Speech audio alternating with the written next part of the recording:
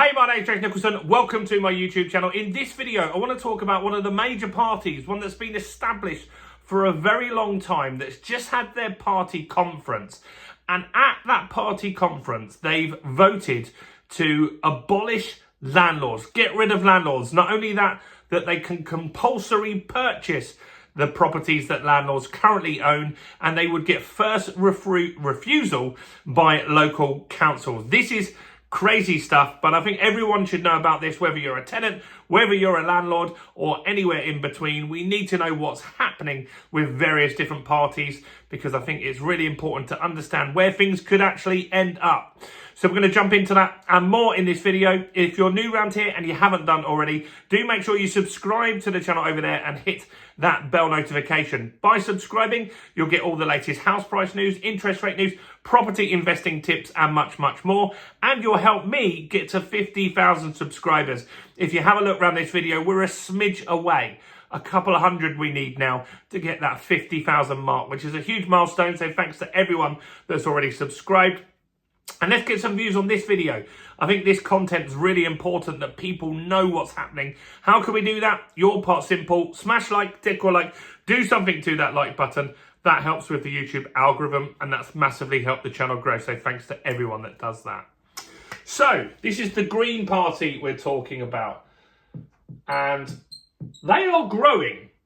You might say, well, the Green Party's not massive, but they are growing.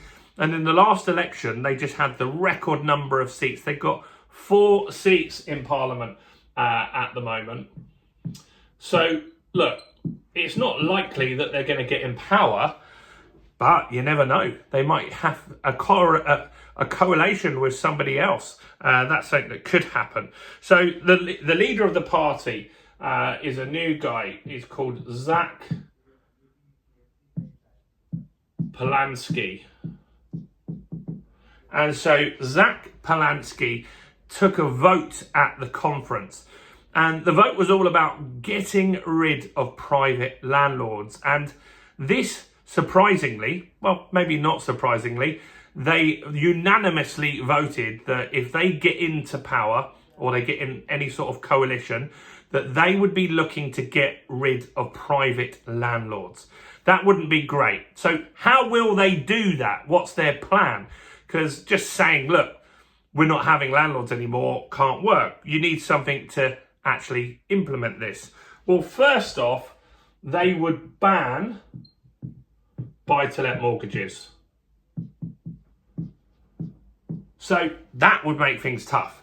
So first off, they would ban buy-to-let mortgages. So all of those lenders would get shuttered, or they'd have to change to being residential-led lenders. That would be quite a major thing. There's a lot of lenders that lend many billions of pounds to landlords in order to make those properties work. So that would be their first step to ban. And that probably would mean a lot of landlords would just exit, right? They would just exit even without being forced, because they need that money in order to be able to run their portfolio. So if they came to the end of their term on their mortgage and they really needed to refinance, and there's suddenly no buy-to-let lenders, you can't put a residential mortgage on it, they would be forced to sell up. So that's one way that they would do this. Next is via EPCs. So what they're saying is, if your property doesn't hit EPC at least level C, they would probably make it tougher.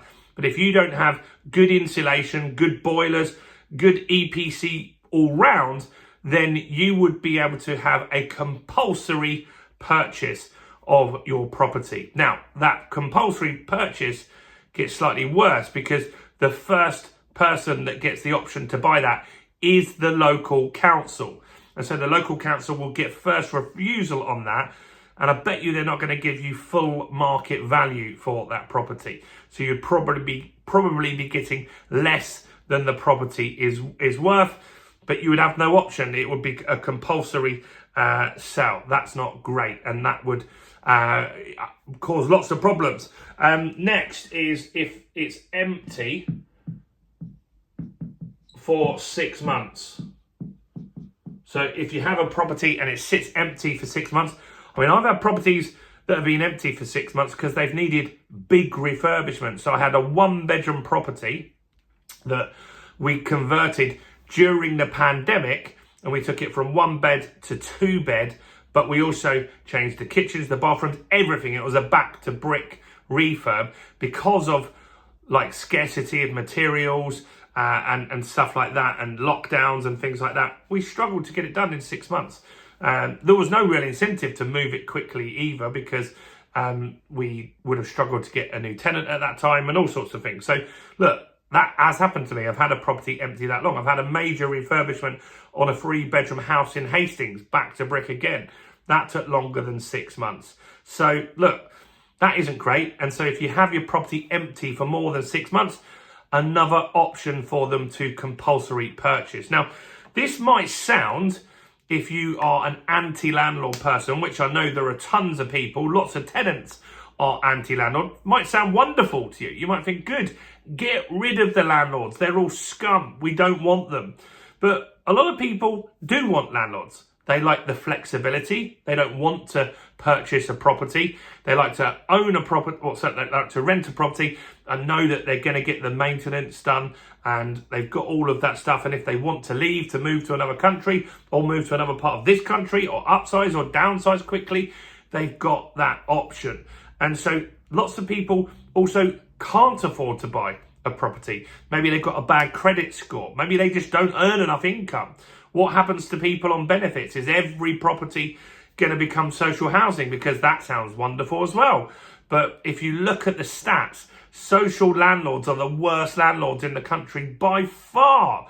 We've done videos on this where local councils have said at least 35% of their properties are not fit and wouldn't pass the Better Home Standards in the Renters' Rights Bill. So why would you want all of these properties where they're being managed okay by landlords to go across to social landlords? Doesn't make sense. But this is what the Green Party are all about. They are very, very anti-landlord. And I would argue, if you're a tenant, you might think this is good. This isn't great for you, because then there's going to be a lack of rental properties. A lot of people can't get on the purchase market, as I said. This would be a farce. It would be an absolute farce. Now, have they got a chance of getting in? Well, they have 4 seats at the moment. And at the last general election, they had 6.7% of the vote. So, no, not likely. But they're getting more popular. And over time, they could grow their base. And they might still have a policy like this. So, it's something to keep an eye on.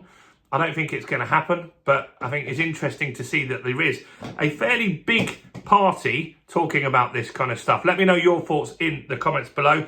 And if you haven't grabbed my ebook yet, Mortgage Secrets, How to Get the Best Mortgage Deal in 2025 and Beyond, do grab it in the description. Do grab it in the first comment. This will teach you how to get the best broker in your area. It'll also teach you how to get off-market deals. Think of Direct Line for car insurance. Well, for mortgages, you also get lenders that aren't on the comparison sites. I'll tell you who they are in that ebook. Click below, grab that right now. It'll be in your inbox in a few seconds. Do smash like, do subscribe, do check out all the other content as well on the channel, including this video right here.